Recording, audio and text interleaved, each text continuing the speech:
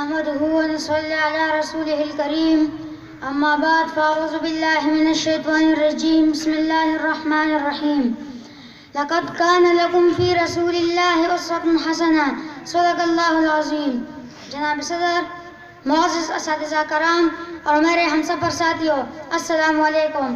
معزز سامعین کرام، آج مجھے آپ کے سامنے جس موضوع پر لب کشائی کا موقع ملا ہے وہ ہے حضرت محمد صلی اللہ علیہ وآلہ وسلم بحیثیت سپاسالار.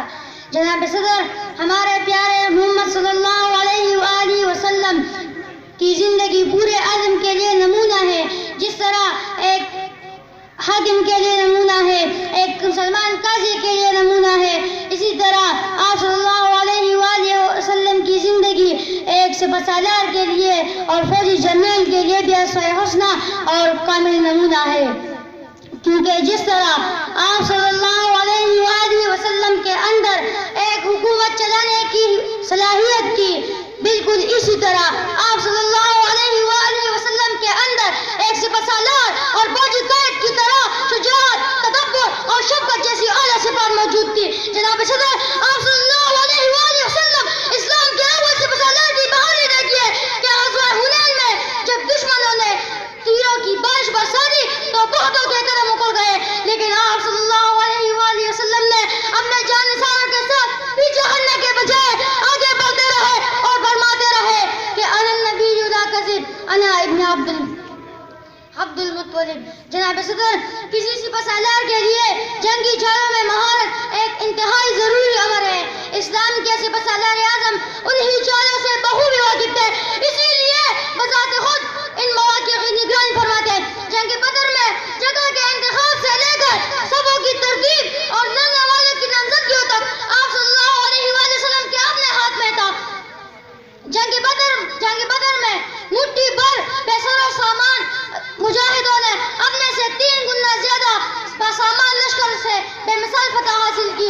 آپ صلی اللہ علیہ وآلہ وسلم ہی کی پامردی سے جنگ کا نقشہ تبدیل ہوا اور دشمن کے تعاقب تک نوبت آئی اور نتیجہ شکست کے بعد فتح کی صورت میں حاصل ہوا. جنگ احزاب میں بالکل اسی طرح لڑی گئی جس سے عرب بالکل بے خبر تھے. علی جان، اسلام کے سپاسالار اعظم امام المجاہدین صلی اللہ علیہ وآلہ وسلم نے کبھی انتقامی جوش میں آ کر کوئی لڑائی نہیں لڑی، بلکہ اعلاء کلمت اللہ کے لیے ہتھیار اٹھائے. اس لیے دنیا کے ہر ہوش میں کہ بیجاری اور ملک گیری کے عاشق سپاسالاروں کی حالت اٹھا کر دیکھیے.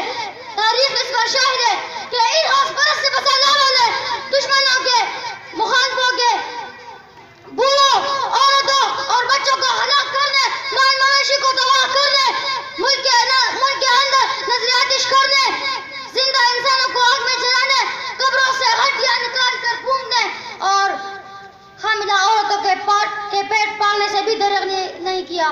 لیکن دوسری طرف اسلام کے سپاسالار اعظم رحمت عالم کی سیرت دیکھیے.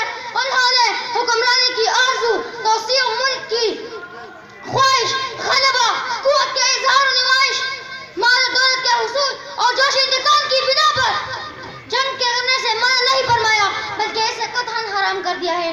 رات کو حملہ کرنے سے پرہیز کرتے، اگرچہ دشمن کے سر پر پہنچ جاتے لیکن پھر بھی صبح کا انتظار کرتے. غزوہ حنین اور غزوہ خیبر اس پر شاہد ہے.